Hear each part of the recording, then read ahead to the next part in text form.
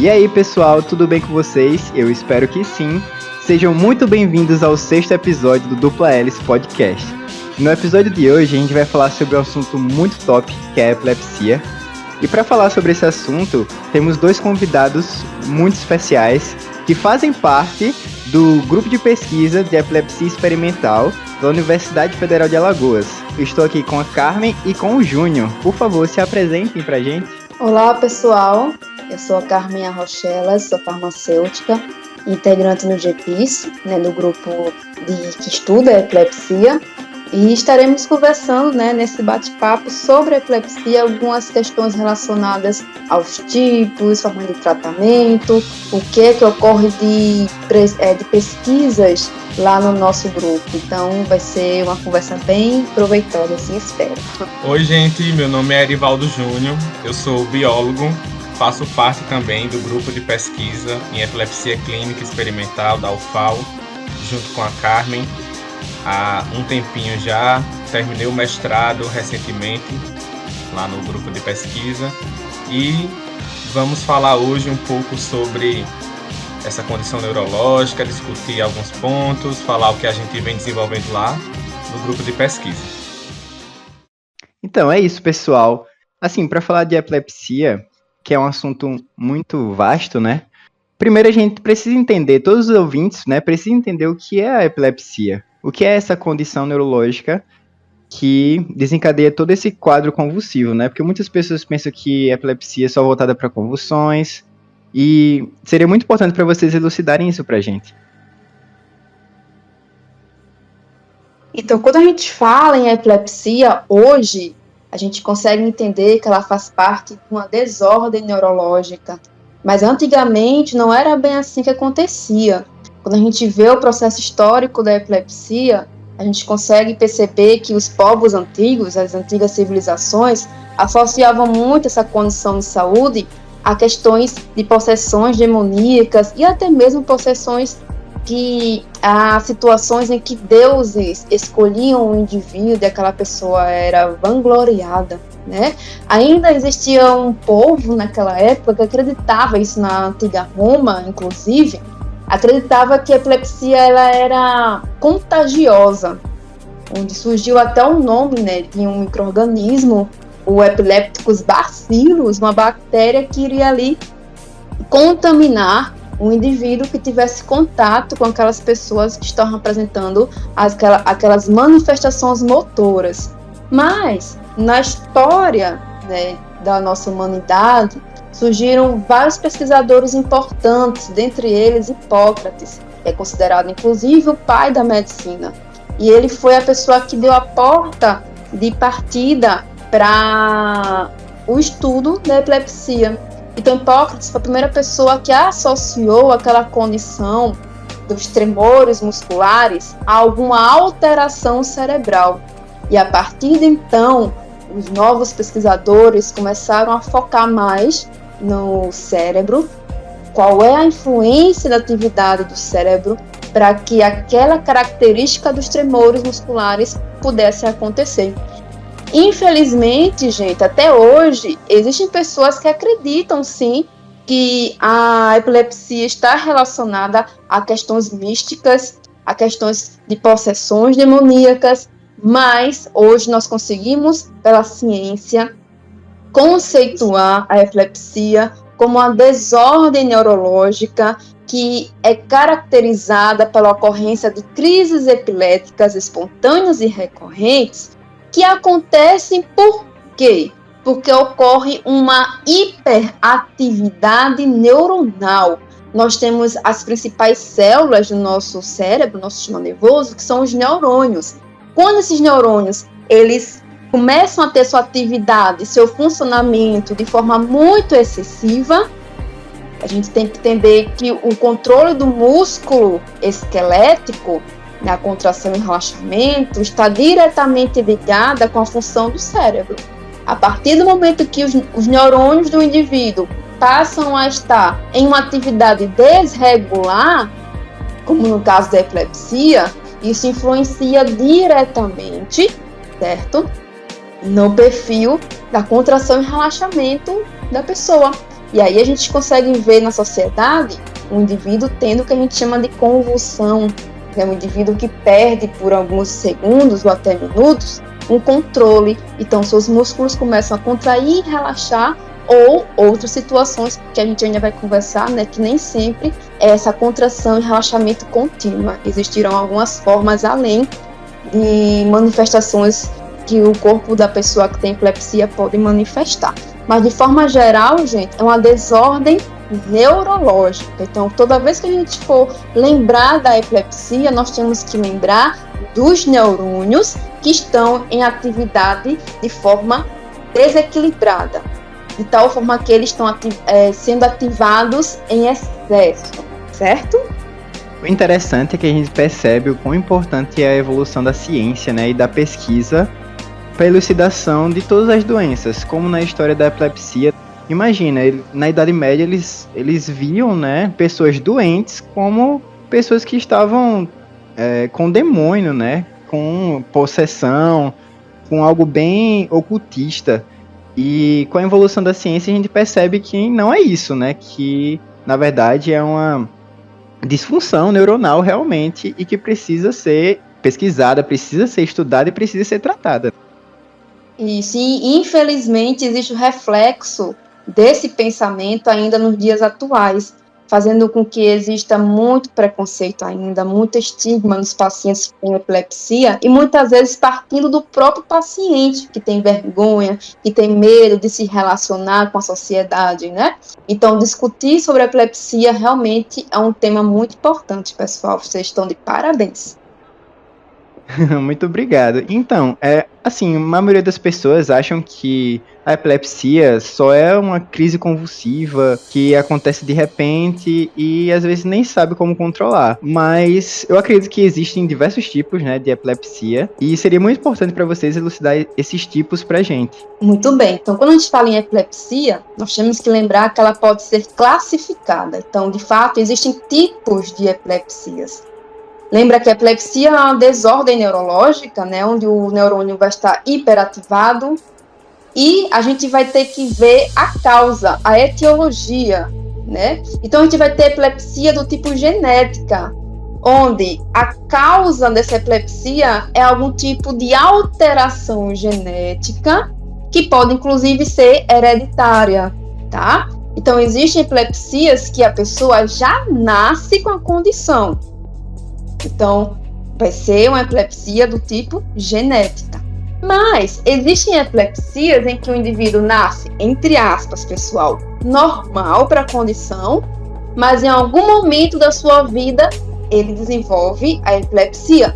Então, não foi um fator já genético que já nasceu com a condição, ele desenvolveu. Claro que quando a gente estuda epilepsia, a gente sabe, e isso tem que ser passado, que o fator genético, ele é crucial. Então, todos nós, toda a humanidade, pode ter um risco de desenvolver epilepsia se não já nasceu com ela. Porque não existe só a epilepsia genética hereditária, existe o que é chamado também, por exemplo, de epilepsia estrutural. Eu, por exemplo, vou me colocar como exemplo.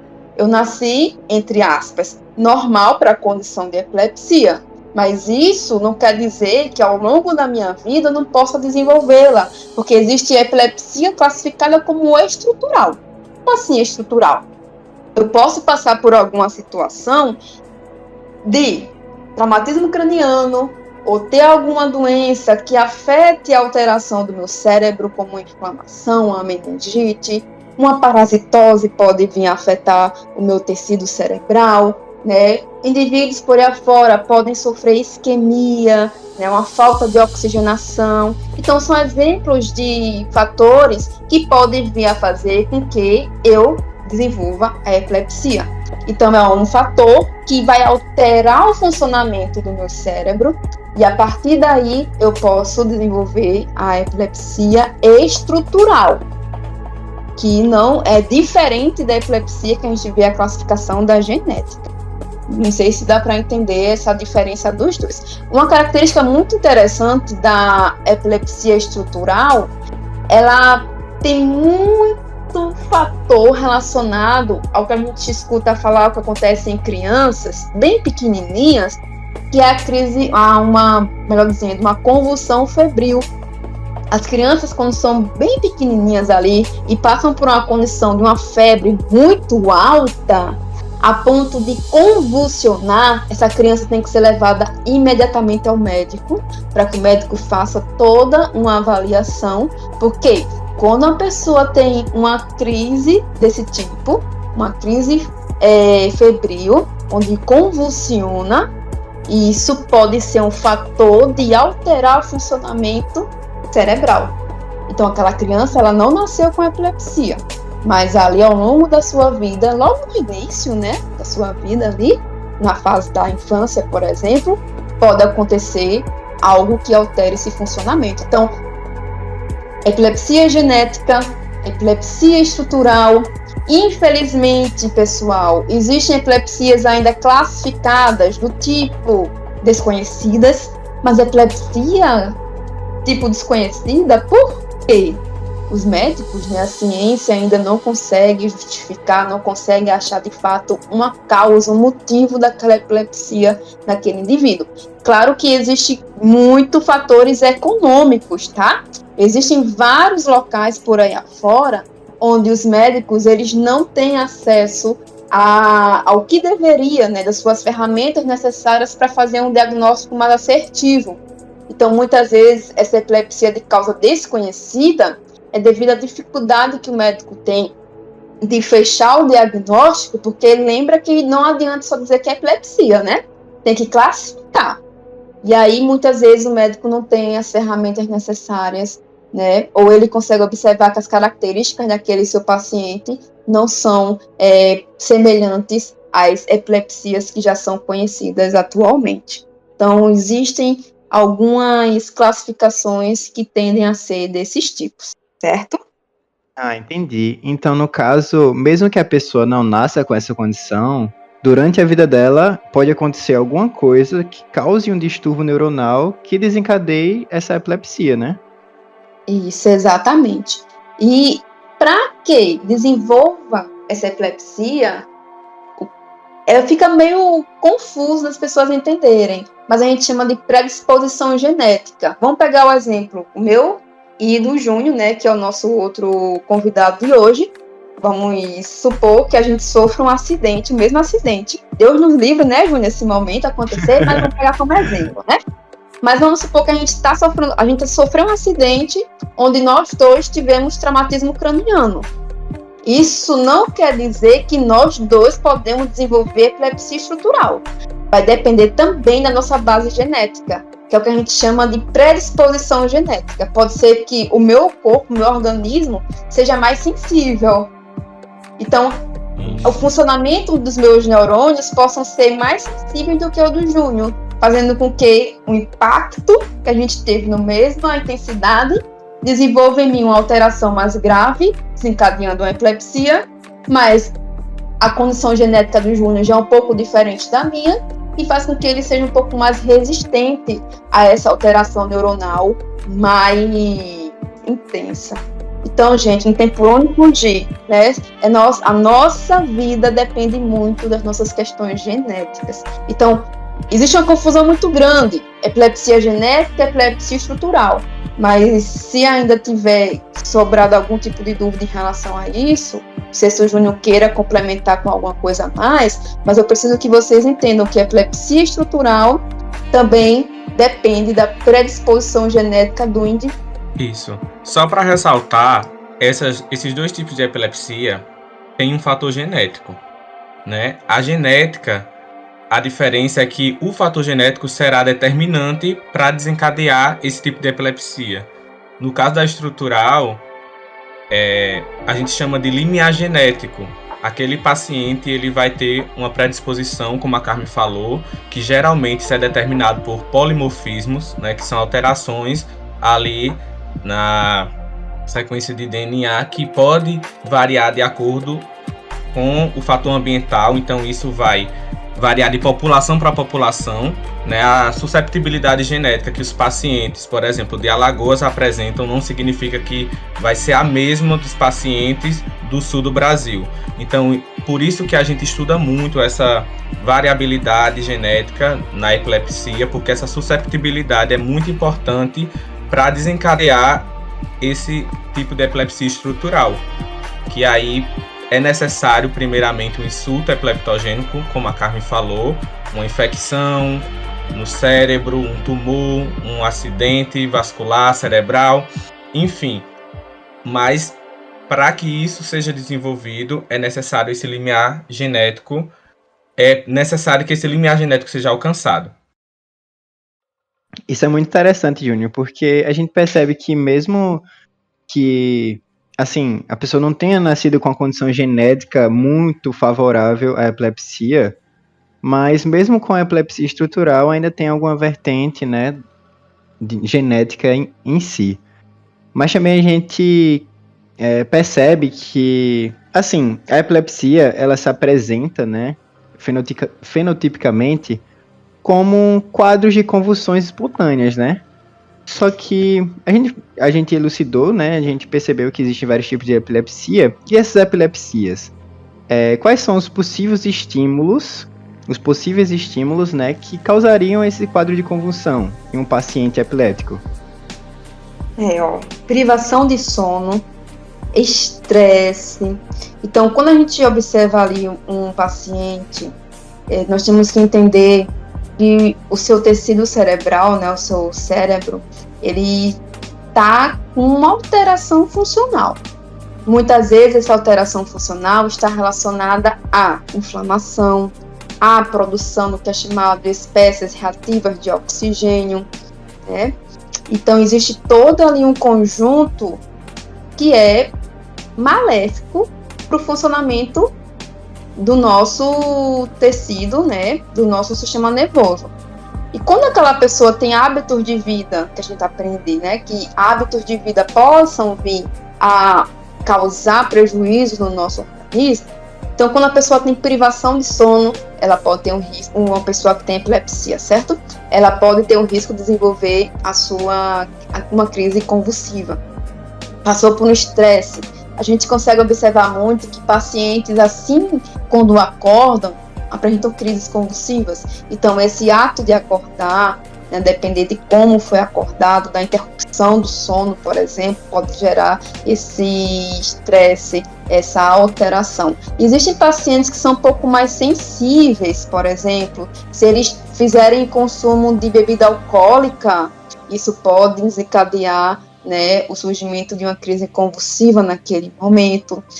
Se a gente observar, existem alguns jogos de videogame, né, quando a gente vê ali alguns filmes onde eles fazem uma indicação de que pode ter algum estímulo visual luminoso que possa ser ruim para quem tem epilepsia. Então, estímulos luminosos intensos e frequentes, né, aquele apaga-acenda, por exemplo, isso pode desencadear também uma crise convulsiva, tá? Então, esse paciente, ele pode estar sofrendo uma crise convulsiva ao longo do dia, né, por alguns fatores externos.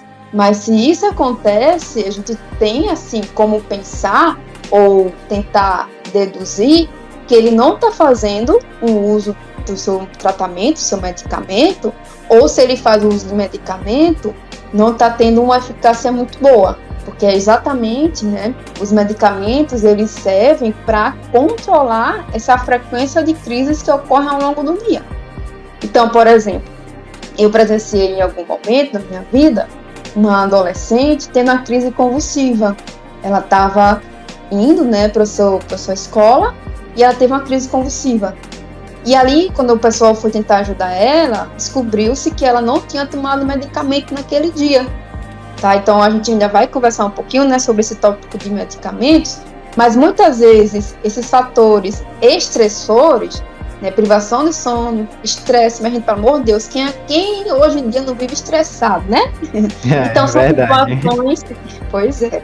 Então, são situações que possam vir a fazer com que aquela pessoa tenha aquela convulsão naquele momento que ela está não se sentindo muito bem. Inclusive, o pessoal, né, os pacientes, eles relatam que sentem que vão ter uma crise, que a gente chama de aura, né? Ele sente um desconforto, muitas vezes um desconforto gástrico, ou alguma alteração na visão, e ele já consegue ali perceber, né, que vai ter uma crise convulsiva ocorrendo.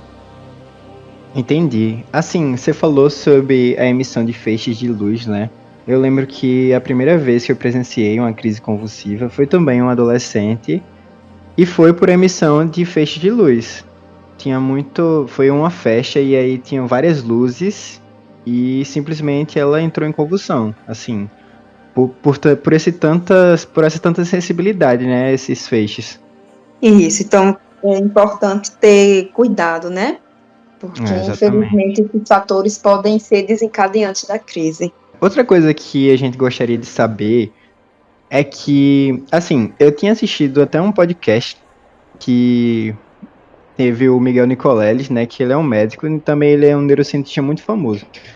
E aí, ele pesquisa muito sobre doenças neurodegenerativas, né, e ele falou que também tem doenças neurodegenerativas que a principal vertente dela, né, é a crise epilética, que inicia como uma epilepsia e depois se torna outra doença, outro problema na esfera psicológica, né. Vocês poderiam falar mais um pouco sobre isso? Certo, isso está muito voltado ao que a gente chama de comorbidades, né? Vou pegar exemplos em relação à esfera psicológica, como no caso de depressão, ansiedade, transtorno bipolar.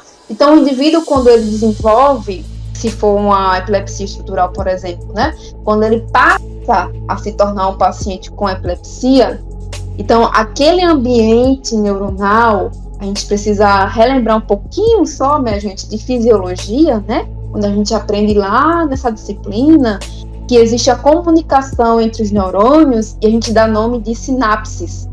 As sinapses podem ser elétricas ou as químicas, mas vamos focar um pouquinho nas químicas, que é quando o neurônio ele libera uma substância química que a gente vai chamar de neurotransmissor.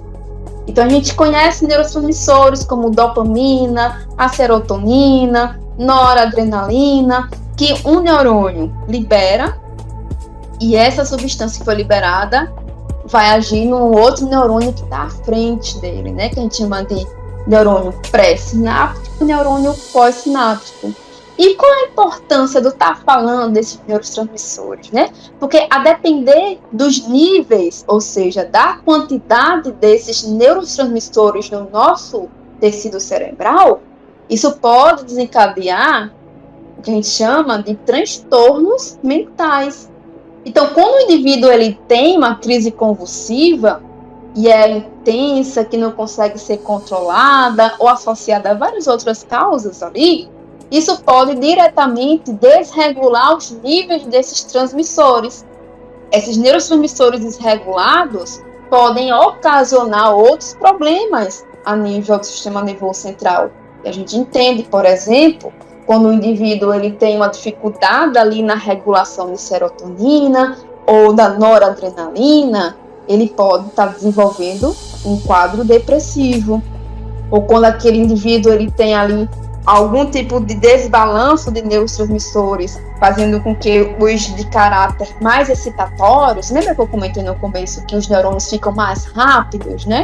E aí encadeia aquela alteração na contração dos músculos. Então, no ato de uma crise convulsiva, essa liberação em excesso desses neurotransmissores excitatórios, como o glutamato, por exemplo, isso pode estimular a liberação de adrenalina e aquela pessoa pode se tornar um pouco mais ansiosa e, a depender da situação, pode se tornar um paciente que, além de ter a epilepsia, pode desenvolver uma depressão, um transtorno depressivo, um transtorno de ansiedade ou algum outro transtorno mental, porque estão diretamente relacionados. Quando eu falo diretamente relacionados, é de forma biológica, né? Porque existe a esfera social, existe a esfera psicológica, mas a gente está conversando um pouco aqui do funcionamento do cérebro, né? Então é uma esfera biológica. O que acontece dentro do cérebro para que uma pessoa, além de ter epilepsia, possa desenvolver outros problemas? Desregulação do ambiente ali das células. Então, as substâncias químicas presentes naquele ambiente se alteram. Por isso que é muito importante o controle dessas crises nesses pacientes, tá? Inclusive, existe uma situação que é muito triste, né, que os pesquisadores têm focado muito, que é na morte de neurônios. Então, quando aquelas pessoas, elas passam, inclusive tem pacientes que são chamados pacientes com epilepsia farmacorresistentes, que é aquela epilepsia em que o paciente toma o medicamento, as opções todas que tem no mercado para ele tentar ali ter o tratamento, eles continuam tendo crises. Então, quanto mais crises esses pacientes tiverem, mais alteração, mais disfunção cerebral vai acontecer. E, consequentemente, além de alteração da quantidade de substâncias importantes no nosso cérebro, isso pode induzir morte de neurônio. E a gente consegue entender que existem doenças neurodegenerativas, né, doenças que vão ali promover a morte de neurônio. Então, o paciente pode ter epilepsia e mais para frente desenvolver uma doença neurodegenerativa devido à sua condição inicial, como um Alzheimer, por exemplo. Então, fica um sinal de alerta muito grande. Tem muito paciente que tem medo de iniciar seu tratamento, mas o tratamento medicamentoso ele é muito importante para que a gente evite que situações mais graves possam vir a acontecer. E além da morte neuronal, né, Carmen, ainda outros processos estruturais estão envolvidos aí quando uma crise epilética acontece no cérebro de um paciente. Inflamação, gliose reativa, neurogênese aberrante, né, que é quando há degeneração ali dos neurônios. Novos neurônios tentam substituir aqueles outros neurônios que morreram, porém não da forma que era antes, eles deixam de ser funcionais, e essa desregulação na neurogênese pode sim acabar afetando e desenvolvendo outras doenças. A inflamação é um processo básico do nosso corpo, mas que quando exacerbado também provoca várias reações nocivas para o tecido, e a gliose reativa, que é quando há ali uma substituição de astrócitos também na parte onde foi degenerada. Isso principalmente em tecidos muito importantes, como o hipocampo. No caso da epilepsia do lobo temporal, ali o hipocampo é afetado bem consideravelmente e é uma estrutura no cérebro que está envolvido em vários outros processos, além, né, apenas do desenvolvimento da epilepsia. Eu achei muito incrível isso que vocês falaram, porque eu até vi que a equipe, né, do Nicolas estava desenvolvendo um projeto de um chip que eles iam aplicar na medula espinhal de pacientes, estavam aplicando em modelos experimentais animais, né, como macacos, e eles colocavam esses chips na medula espinhal para eles emitirem realmente a questão de controlar os neurotransmissores, controlar sinapses e também controlar a questão hormonal, né, tanto para melhorar os quadros de epilepsia, também para prevenir a questão de degeneração para o surgimento de outras doenças, né, como Alzheimer, depressão, como vocês haviam dito antes. Eu achei isso muito interessante, sabe, porque a gente consegue associar quase todo tipo de disfunção neuronal com a epilepsia, né? Exatamente, gente. Então, realmente é uma condição de saúde que tem que ser levado a sério. Vocês também falaram sobre a importância do tratamento, né? Uma dúvida minha que eu sempre tive é como esses pacientes são diagnosticados e como após o diagnóstico é feito esse tratamento, né? Um tratamento medicamentoso, quais são esses fármacos, né? Pronto, gente. Então, o médico é o profissional que vai realizar o diagnóstico. Então, tem toda uma questão familiar, né? Então, o médico ele vai verificar. Tá, se o paciente foi ao médico, ele está apresentando sinais e sintomas. Então, o médico vai fazer uma anamnese, vai identificar quais são esses sinais e sintomas que o paciente está apresentando, ou apresentou, que fez com que motivasse ele a ir ao médico. Ele vai avaliar o histórico familiar, para verificar, né, se alguém da família tem epilepsia, foi diagnosticado com epilepsia. Vai avaliar o histórico pessoal atual do paciente, né, se ele tem algum outro tipo de condição de saúde que possa estar interligado, que seja, né, um fator de risco para o desencadeamento das convulsões. Nós temos que entender assim, eu estou falando muito convulsão, né, no sentido da gente entender que são aqueles tremores musculares, por exemplo. Mas uma convulsão isolada não diz que uma pessoa tem epilepsia. Então, o que é que o médico vai fazer? Toda essa anamnese, toda essa investigação pessoal e familiar. Se for o caso, se ele ainda tiver dúvida, ele vai solicitar exames de imagem, exames ali para verificar como é que está a atividade cerebral. Incrivelmente, tem pacientes que realizam os exames e não dá alteração, porque naquele momento que ele foi fazer o exame, não estava tendo a hiperestabilidade. Então, o registro do eletroencefalograma, por exemplo, está normal naquele momento. Mas pode ser que depois, quando aquele paciente sai da clínica, ele tenha alteração acontecendo. Então, toda vez que uma pessoa está tendo a convulsão, está tendo o desbalanço neuronal. Os neurônios estão mais hiperativados. Se isso for detectado no momento da crise, no momento do registro do eletro, isso vai ser lá captado pelo equipamento, tá? Então, o médico vai fazer uma série de investigações. Então, vai conseguir classificar aquele paciente com epilepsia ou não. Qual o tipo de epilepsia? Então, ele faz toda uma análise por trás. Para que, depois disso, depois que se tem um desfecho clínico, depois que ele faça o diagnóstico do tipo de epilepsia, mioclônica juvenil, epilepsia do lobo temporal, epilepsia de ausência e assim por diante, ele vai ter a sua melhor indicação dos medicamentos. E quais são os medicamentos que são utilizados para epilepsia? São os chamados de anticonvulsivantes. Então, os anticonvulsivantes são medicamentos que estão disponíveis no mercado na tentativa de controlar as crises epilépticas. Entendi. Então é mais um tratamento paliativo, né? Porque a epilepsia em si ainda não tem cura, né? É uma doença que, assim, pode ser genética ou estrutural, como vocês falaram, mas que ainda não tem cura. E esse tratamento com anticonvulsivantes é mais algo, assim, para realmente diminuir essa frequência de crises, né? Exatamente. Então, ela se classifica como uma doença crônica. Não, uma doença crônica que não tem cura até então, né? A ciência está aí encaminhando, vamos ter fé, vamos ter esperança. Aqui no Brasil, minha gente, existem vários grupos de pesquisa que estudam a epilepsia. Tenho fé que algum dia a gente possa descobrir, né, alguma forma de tratamento, não seja diretamente somente por medicamento, mas existem outras tentativas, né, de tratamentos, para ver se realmente a gente consegue essa cura da epilepsia, porque hoje não tem. Hoje esses medicamentos, eles são utilizados para controlar, para evitar a recorrência dessas crises. E tem pacientes que, quando tomam seu medicamento ali na posologia certa, na forma certa, ele passa a não desenvolver as crises. E aí o médico libera ele, por exemplo, para dirigir, libera ele para fazer outras atividades que, quando ele está com aquelas crises muito recorrentes, ele não conseguiria fazer. Mas isso não quer dizer que aquele paciente foi curado.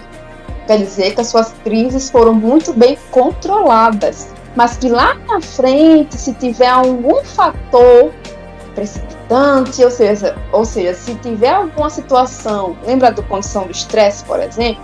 Se aquela pessoa tiver um estresse muito alto, excessivo, pode fazer com que retorne de novo às crises. Então tem paciente por aí que fala, eu fui curado da epilepsia.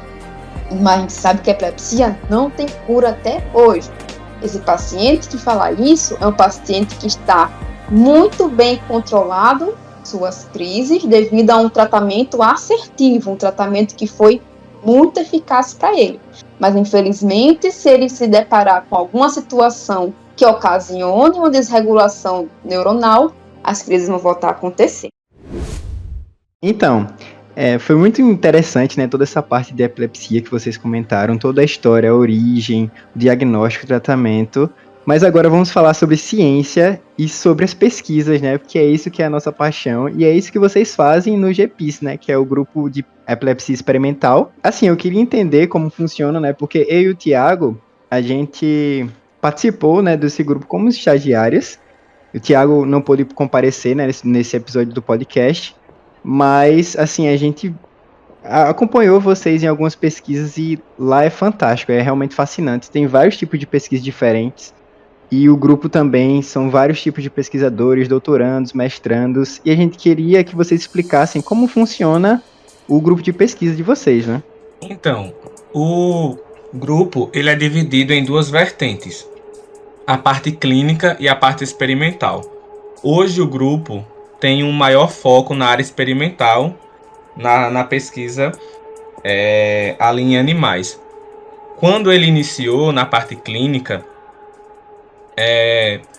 alguns pacientes com epilepsia do hospital universitário, né, participaram da pesquisa e foi montado um banco de DNA para análise de possíveis polimorfismos ou mutações desses pacientes. Foram publicados alguns trabalhos, né, logo no início do grupo e rendeu algumas informações valiosas. E isso é muito importante descrever, né, essa susceptibilidade que a gente vinha comentando no outro tópico, porque a gente precisa identificar esse limiar genético da nossa população. Então, esse estudo é feito no mundo inteiro. Inclusive, recentemente, a gente recebeu um convite para participar de um estudo global, né, e enviamos amostras para o Canadá para ser estudado possíveis mutações ou polimorfismos no DNA dos pacientes daqui de Alagoas. Mas hoje o foco do nosso grupo é realmente a parte experimental. Os trabalhos que estão sendo desenvolvidos lá são divididos em algumas linhas de pesquisa, como os microRNAs, né, que são pequenas moléculas não codificadoras que regulam ali a expressão de genes, né, de RNAs mensageiros, e diante disso a gente procura entender como a expressão diferencial no cérebro de animais com epilepsia pode estar envolvido nesse mecanismo. Dentre outras alternativas, né, outras linhas de pesquisas, também tem a microbiota, que é um estudo bem recente nosso, foi publicado acho que mês passado, inclusive, onde procuramos identificar ali a relação da microbiota com a epilepsia. E foi descoberto dados bem interessantes também, onde alguns grupos bacterianos foram apresentados apenas no grupo de animal epilético. Isso foi relacionado com um perfil metabolômico, também em colaboração com o Instituto de Biotecnologia e Química da UFAL. Então, o nosso grupo de pesquisa, ele tem muito essa característica de colaboração. Tanto que a epilepsia, ela pode ser relacionada com diversos fatores, né? Como a gente vem estudando, são vários processos estruturais. Então, a gente fez colaboração com um grupo de genética aplicada em micro-organismos da UFAL para tentar entender essa relação da microbiota, que é um estudo bem novo no campo da epilepsia, não só na UFAL, é um estudo bem recente. E o que a gente pode associar a isso, por exemplo, é que o intestino, a flora intestinal, ela está completamente relacionada com a atividade cerebral. Antigamente, no tratamento da epilepsia e até os dias atuais, é muito utilizada a dieta cetogênica como tratamento das convulsões em pacientes que apresentam uma farmacorresistência. E essa mudança na dieta também ocasiona uma mudança na flora intestinal. E hoje sabe-se que está mais relacionado à mudança da microbiota do que mesmo a dieta em si. E isso a gente não pode inferir que a dieta não tem nenhum efeito, porque isso está sendo estudado ainda, mas a relação da microbiota está completamente envolvida na regulação desses neurotransmissores, desse desequilíbrio, de excitação e inibição dos neurônios. Entendi. Isso é muito interessante, porque a gente percebe que existem várias vertentes, tanto para pesquisa também, né? Não só com questões neurológicas, mas também até com microbiológicas, né? Isso é muito interessante. E assim, no tempo que a gente passou lá, no grupo de pesquisa, né, na UFAL, a gente acompanhou a pesquisa de doutorado da Carmen, que foi com a substância chamada solutol, né? E assim, a gente participou dos processos e a gente percebeu que vocês induzem os estados epiléticos nos animais, né? A gente queria também elucidar sobre essa questão. Como é esse processo de indução de estados epiléticos? Para que isso serve, né? Como é essa organização que vocês fazem? Isso. Antes de estudar, né, qualquer efeito terapêutico, a gente precisa estabelecer o modelo experimental de epilepsia. Que no caso do nosso laboratório, a gente induz os estados epiléticos, que é uma crise epilética sustentada, né, muito forte, através de um modelo químico, que é a indução de pilocarpina, lítio e pilocarpina, né, que vai ali se ligar nos receptores muscarínicos, ativando essas vias e desenvolvendo as crises epiléticas. Após esse status epiléticos autossustentado, nós revertemos essa crise muito forte com diazepam, e os animais, né, que conseguem sobreviver, eles se tornam crônicos depois. Eles passam a ter crises espontâneas e recorrentes. A partir do estabelecimento desse modelo experimental, a gente passa a estudar o efeito de alguma substância ou terapia genética, como a modulação dos microRNAs, o efeito da microbiota, como já foi mencionado. Enfim, mas o primeiro passo é realmente estabelecer o modelo de epilepsia, que no nosso caso é a epilepsia do lobo temporal. Mas existem várias outras formas na literatura de indução, como o ácido cainato, estimulação elétrica, mas o modelo de pilocarpina é o padronizado no nosso laboratório. Entendi. E, assim, a gente percebe que é um processo muito longo, né? Porque tem que observar todos os estados epiléticos antes, durante e depois, né? Desses animais, com gravações, para observar se realmente aqueles animais entraram em estados epiléticos, desenvolveram a epilepsia com crises espontâneas recorrentes, para configurar modelos experimentais que são realmente suscetíveis àquela pesquisa, né? Porque senão não pode utilizar. Isso é um processo muito longo, né? Esse estabelecimento do protocolo em animais, porque nem todos os animais vão apresentar as crises espontâneas, assim como em seres humanos existe esse limiar genético que determina se uma pessoa vai desenvolver ou não epilepsia. Em animais também. Os ratos, alguns vão apresentar uma resistência àquele modelo e não vão apresentar as crises espontâneas e recorrentes. Então, antes da gente começar um estudo na epilepsia, na fase crônica da epilepsia, a gente precisa realmente filmar, acompanhar esses animais ao longo das semanas, até meses, para poder ali identificar quais animais foram responsivos ao modelo de lítio-pilocarpina. Entendi, perfeito. Então, para finalizar o episódio, eu queria perguntar para vocês uma opinião sobre se é possível, né? Se vocês acham que é possível curar a epilepsia com alguma terapia gênica ou algum tratamento inovador, porque a gente sabe que existem até cirurgias, né, para epilepsia na infância, mas vocês como pesquisadores, né? Vocês pesquisam isso diariamente e fazem das suas pesquisas assim para encontrar diversos tratamentos para essa doença, mas eu queria saber a opinião de vocês em relação a isso, né? Então, durante a reunião da Escola Latino-Americana de Epilepsia, isso foi muito discutido. Eu tive o prazer de participar, né, sobre essa questão da terapia genética e atualmente ainda não tem nenhuma terapia genética para epilepsia, né? Em seres humanos, na clínica ainda não existe.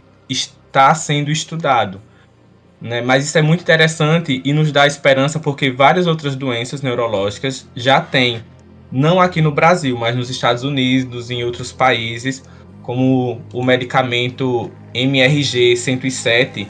Ele é um medicamento baseado na manipulação de um microRNA o microRNA 155, e ele está sendo utilizado no tratamento da esclerose lateral amiotrófica. Então, assim, a gente está estudando, né, o mundo inteiro está estudando, vários grupos de pesquisa. Eu acredito que para epilepsia, o microRNA mais estudado, ele está na fase pré-clínica mais avançada, é o microRNA 134.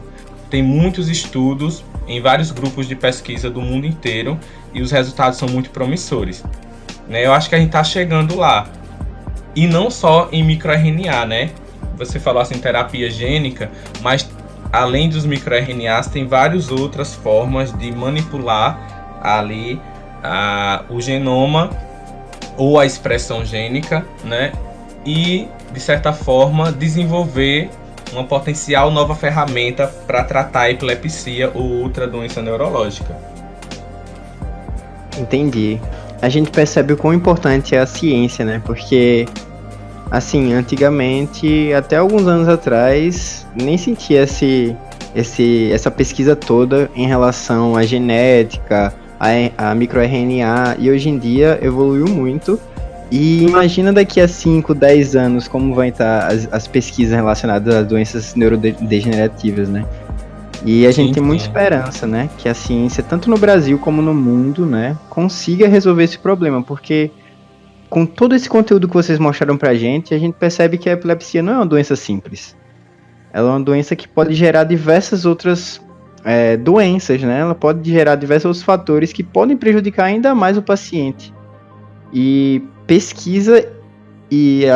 a pesquisa precisa ser realizada para elucidar realmente como funciona tudo isso e como a gente deve tratar, né? Porque, assim, um tratamento paliativo costuma aumentar, né, a sobrevida do paciente, mas não resolve o problema, porque a epilepsia ainda não tem cura, né? Enquanto a gente não evolui com a ciência, evolui todas as pesquisas todos os dias, para realmente achar uma cura para isso, ainda temos muito trabalho a fazer, né? Isso, assim, a gente precisa, né, quanto pesquisador, desenvolver, procurar, pesquisar uma alternativa que haja na causa da epilepsia e não apenas ali nas consequências, que são as crises epiléticas, né? Agindo na causa, a gente vai estar ali tentando e estaremos chegando mais perto da cura, na verdade. Algumas limitações que a gente encontra, assim, na terapia genética, por exemplo, é como essa manipulação pode afetar outras coisas no nosso corpo a longo prazo, porque é uma pesquisa muito recente, né, no campo da ciência, terapia genética. Mas estamos aqui para estudar, para procurar. É por isso que a terapia genética também ela tem sido muito utilizada em doenças raras, porque não há alternativas, né? Os pacientes ali geralmente eles vão a óbito muito cedo. Então a terapia genética é uma alternativa de prolongar a vida e melhorar a qualidade de vida desses pacientes. Não tem nada a perder em utilizar, mas é uma terapia que está sendo muito estudada ainda, tem muita coisa para elucidar e eu espero que a gente encontre resultados bem promissores daqui para frente. Entendi. Muito obrigado. Infelizmente a gente chegou no final desse episódio, mas eu queria agradecer a vocês dois, né, a Carmen e o Júnior, por participarem desse episódio com a gente. E, assim, espero que no futuro também nos reunimos, né, para falar um pouco mais sobre as novas pesquisas que vocês irão realizar no grupo de pesquisa de vocês. Mas, infelizmente, fechamos esse episódio. Eu queria me despedir de vocês. Muito obrigado por participar. E se vocês quiserem falar alguma coisa a mais também, fiquem à vontade, tá? Gente, foi um prazer estar com vocês nesse momento. Espero que a gente possa estar juntos em outra oportunidade, com certeza, tá bom? Então, até uma próxima, minha gente. Muito obrigada pela abertura, pela oportunidade de conversar um pouco sobre a epilepsia. Foi um prazer, gente, passar esse momento com vocês. Estamos abertos à discussão. Se quiserem conhecer o nosso grupo de pesquisa, tem muita coisa ainda para se falar, para se discutir. Isso foi só um momento rápido do que a gente vem fazendo, mas tem muita coisa ainda para fazer, discutir, lembrar. Então a gente está aberto. Sigam o nosso Instagram, gpice. E é isso. Obrigado. Então a gente chegou no final desse episódio. Eu vou deixar aqui todos os Instagrams, tanto da Carmen quanto do Júnior e também do grupo de pesquisa deles, para vocês seguirem. Sigam o Instagram da Lagene, que é @lagene_alagoas no Instagram. E muito obrigado por acompanhar até aqui. E fiquem ligados para os próximos episódios do Dupla Hélice Podcast.